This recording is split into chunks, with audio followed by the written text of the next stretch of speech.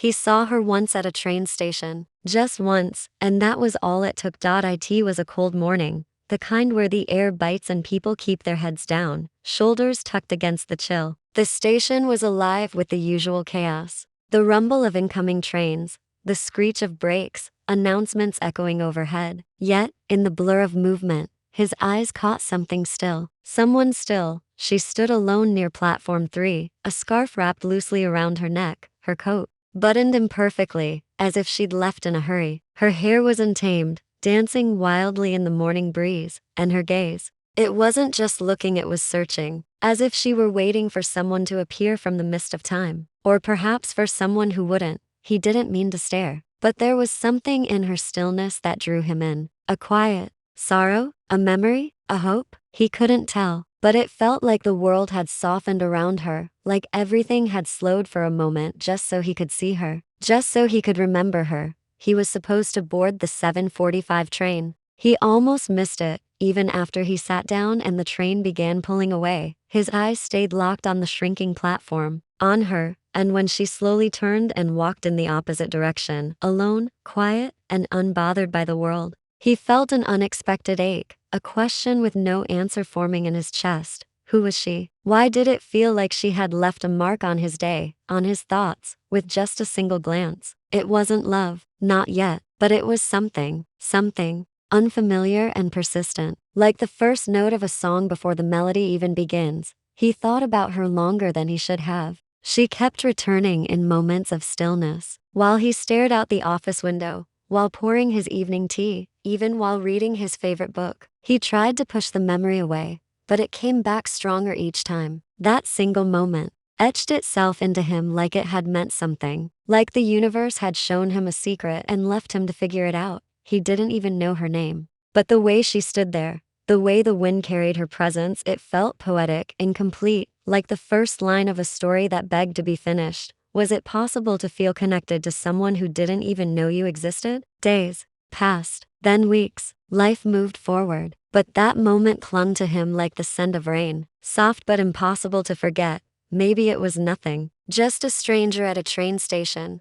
Or maybe it was the beginning of everything. And somewhere, deep inside him, in a place he hadn't touched in years, a voice whispered again, wait. Weeks passed. He tried to forget, or at least convince himself that what he felt that morning on the train platform was nothing more than a passing moment, a figment of his tired mind. Maybe she wasn't real. Maybe the feeling wasn't. But no matter how hard he tried, her image kept resurfacing like a half-remembered dream. Then one rainy Thursday afternoon, he ducked into a familiar coffee shop near his office, not because he needed caffeine, but because the weather felt too heavy to ignore. The bell above the door chimed its usual greeting. The scent of roasted beans and rain-damp coats wrapped around him like a memory. And there she was, not facing him, not looking his way, but unmistakably her, sitting by the window, steam curling from the edge of her cup. Her posture was the same, shoulders slightly hunched, one hand resting on her cheek, the other wrapped gently around the mug. She looked like she belonged there,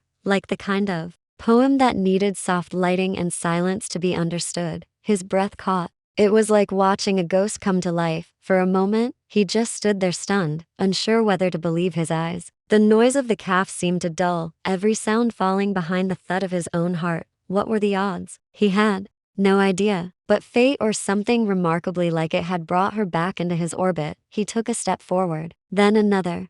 She didn't notice. Her gaze was fixed outside, watching droplets slide down the glass like she was reading them. He was close now, just a few feet away. He could say something, anything. Hi.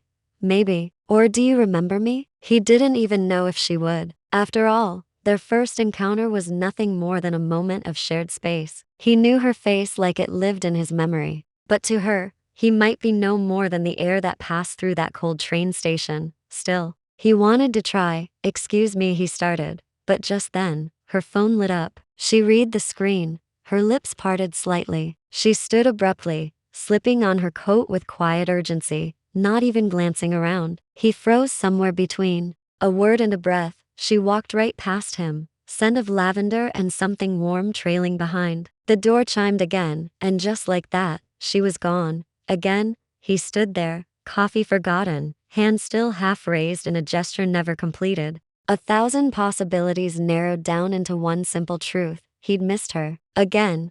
But instead of disappointment, something else bloomed in his chest. A flicker of reassurance. She was real. She existed. He hadn't imagined her. Maybe this was how fate worked, not in grand declarations or sudden answers, but in almosts and maybes. In second chances that asked you to be patient, to believe. He sat in the seat she had just left, still warm. Her empty mug left a small ring on the wooden table. He smiled at the absurdity of it, sitting in the echo of a stranger's presence. But in that moment, it didn't feel like nothing. It felt like hope. Something told him this wasn't the end. The universe hadn't finished writing their story. Not yet. The third time wasn't an accident. He found her again, this time in the city's quietest park, where the trees stood tall like guardians of forgotten stories. The golden hour had begun to cast its glow, and there she was sitting on a weathered bench beneath a jacaranda tree, lavender petals scattered like confetti at her feet. She wasn't reading or looking at her phone, just existing,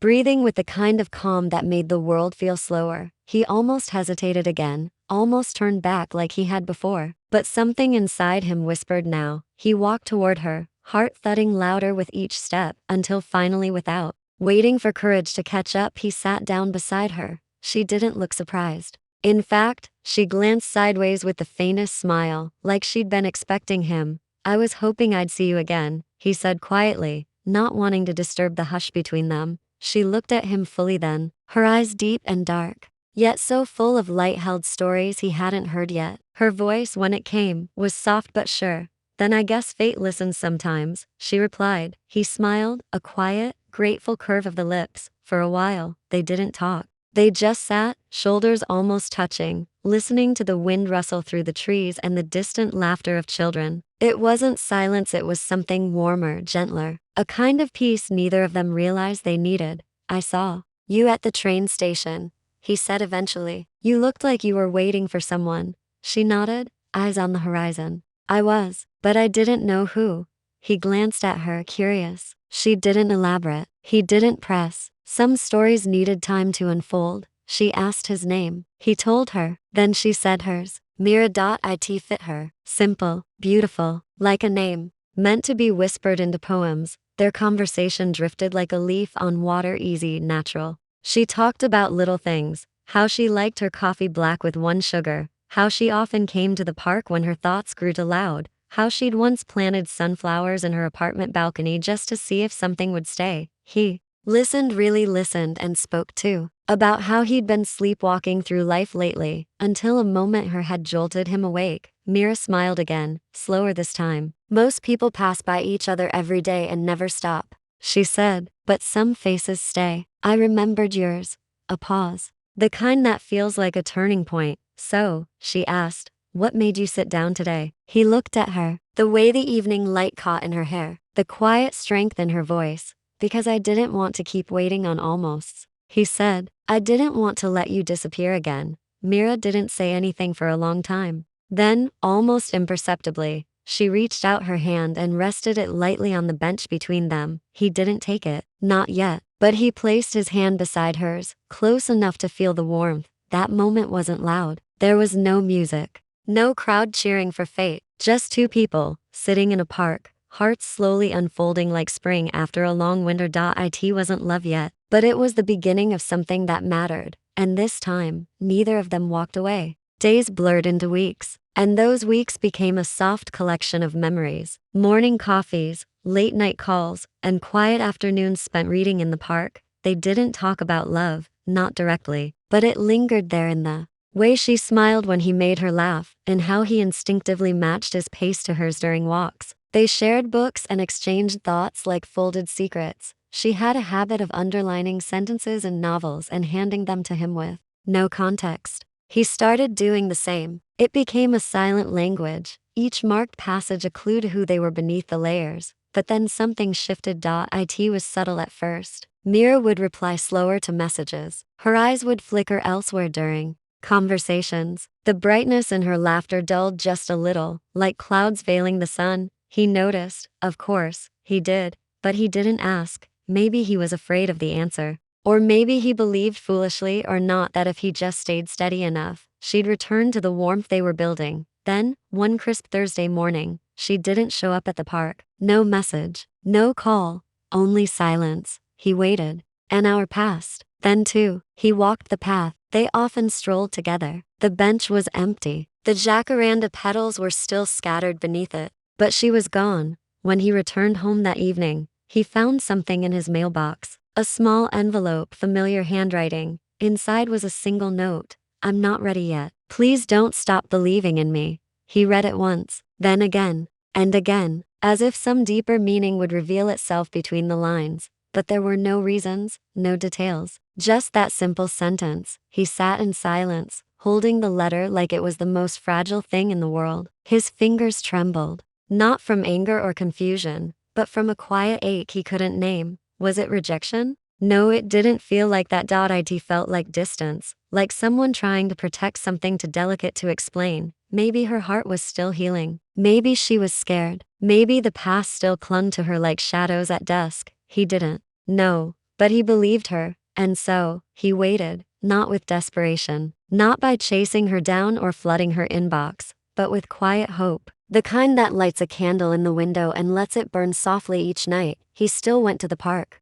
still sat on the same bench. Sometimes he brought a book, sometimes he just watched the leaves fall, and sometimes he left notes of his own folded pages with quotes she once loved, or lines he'd underlined for her. He didn't know if she ever found them, but he hoped she did, because some stories aren't about rushing forward. They're about holding space, about believing that the right person will find their way back when they're ready. And though the bench beside him stayed empty for now, his heart wasn't, because sometimes loving someone means giving them the time they need to return without ever closing the door behind them. The rain returned before she did. It came slowly at first, soft drizzles that kissed the earth and whispered through leaves. Then it grew heavier, soaking pavements and painting windows with silver streaks. He watched it from his apartment, hand resting on the glass, breath fogging the pain. Somewhere deep inside, he'd always imagined she'd return with the first storm, but she didn't. The bench in the park remained empty. The bookstore where she used to linger near the poetry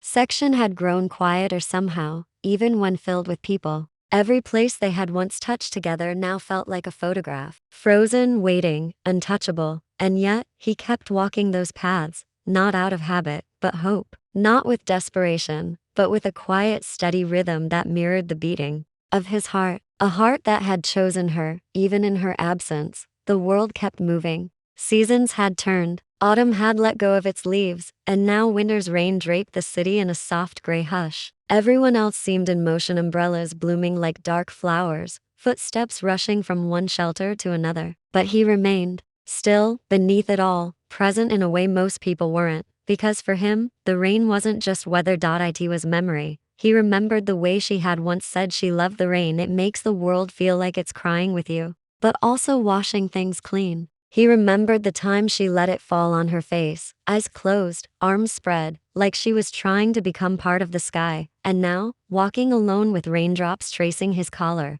he imagined her doing the same somewhere else, letting the water fall over her wounds, maybe finding peace in its rhythm. He didn't resent her for leaving. In truth, he admired her bravery to walk away from something good because she wasn't ready. That took strength and honesty. And love, the kind that doesn't use someone as a crutch, but needs to stand whole before leaning on another. Still, it hurt. Some nights were heavier than others. The silence in his apartment louder than any thunderstorm. On those nights, he would sit by the window, sip something warm, and listen to the rain tap the roof. Like it was trying to say, she's not gone forever. He clung to that, not in a foolish, fairy tale way, but in a way that only those who've truly felt love can understand. The way time slows when you meet someone who feels like home, and how, even if they leave, the feeling doesn't. She had become part of his world. Her laughter, her stillness, her ink-marked book pages, all of it lived on in him. He didn't need reminders. He carried them with him every day. Some people spend a lifetime searching for something that makes them feel seen.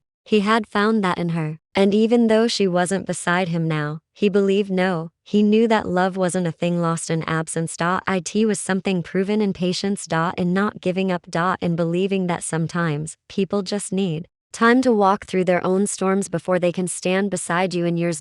So he waited, under his umbrella, in the same park, by the same bench. The rain fell, the city pulsed on, but in his heart, there was a quiet stillness. The kind that whispers, she's out there, and one day, maybe in the rain, she'll find her way back. It was one of those dusky evenings when the world seemed to pause, when the air was neither warm nor cold, just heavy with the scent of wet earth and distant jasmine. The streets glistened from an earlier drizzle, and a hush had settled over the rooftops as twilight stretched its gentle hands across the sky. He was seated on the same bench, hands in his coat pockets, watching clouds change colors. It had become his evening ritual, not out of habit but hope. The kind of hope that doesn't ask questions anymore, that doesn't measure time in minutes or days, but in quiet faith. And then, she was there. No warning, no footsteps echoing to alert him, just her standing at the edge of the park path, like the universe had finally exhaled and released her back to him. She looked almost exactly as he remembered, almost. Her hair was a little shorter, tucked behind ears that trembled with the weight of the moment. Her eyes, the ones that once hid behind layers of caution, now glistened openly, unguarded, tearful, brave. A soft smile, unsure yet full of something honest, tugged at the corners of her lips. He stood slowly, neither of them spoke right away. The space between them felt sacred, not to be disturbed by anything as noisy as words. And then, with a shaky breath and a voice no louder than a memory, she said, "I didn't forget you. I had to learn how to not be afraid of being loved." Her voice cracked on the word loved, as if it still felt foreign on her tongue but no longer impossible. He didn't respond immediately. Instead, he walked those few steps forward and gently took her hand in his, like he'd always meant to. "I was never going anywhere," he said simply. The world didn't shift, but their world did. She let out a breath she didn't know she'd been holding, as if his words reached a place inside her where no reassurance had ever truly landed. And he saw it, that wall she had once built around herself, the one made of fear and past wounds, finally crumbling like paper in the rain. He pulled her into a hug, not urgent, not dramatic, just real. She folded into him like a page, returning to its story. No need for explanations or apologies, just presence. Just two hearts beating next to each other, no longer afraid. For a long while, they stood there beneath the purple blue sky as lamplights flickered on one by one. Birds quieted, the breeze softened. Around them, the world carried on, cars passed, laughter drifted from nearby balconies, but none of it touched the stillness they shared. Eventually, they sat together on the bench, fingers intertwined. She told him things she hadn't been ready to before, about the pain she carried, the reasons she ran, and the healing she had to do alone. And he listened, not to fix or question, but to understand, to witness, to honor. And when she asked, almost in a whisper, "Can we start again?" he smiled, that familiar, warm smile that had always waited for her. "No," he said gently, "let's just continue. Because love doesn't always need a new beginning. Sometimes it just needs the courage to return." Love didn't arrive like thunder, nor did it demand to be declared every day. It unfolded quietly, deliberately, like dawn rising behind sleepy mountains. No rush, no drama, just the kind of slow grace that only comes when two hearts finally move in the same rhythm. From that evening forward, things didn't become perfect. Life was still life, full of late buses, unanswered emails, and the occasional ache from old wounds. But something fundamental had shifted. She was beside him now, not just physically, but fully. And that made all the difference. Mornings began with her sleepy smile and the soft way she curled her fingers around his coffee mug. Evenings ended with quiet conversations and books read side by side, their legs brushing under a blanket. There were days when they didn't speak much, yet the silence wasn't empty anymore. It was understood, filled with presence, layered with comfort. She still had moments where shadows from her past crept in, when she would grow quiet or drift into her thoughts. But now,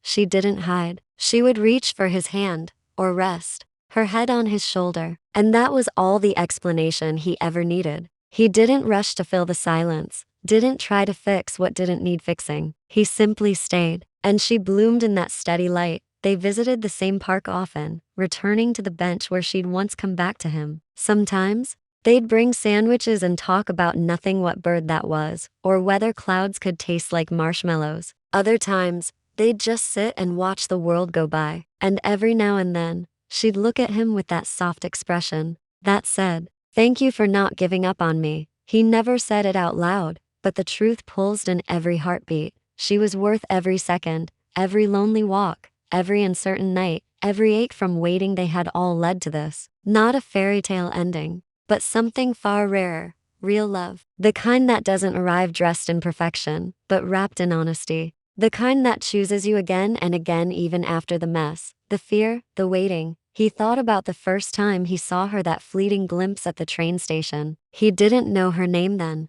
didn't know her story, but something about her had stirred something inside him, a feeling he couldn't explain. And now, here she was, her hand resting lightly in his, laughter brushing past her lips like sunlight. "Do you ever wonder?" she asked one evening. "What would have happened if you hadn't waited?" He looked at her, really looked at the softness in her eyes, the courage behind her voice, the love that now sat openly between them. "I don't," he said, "because I did wait, and I'd do it again."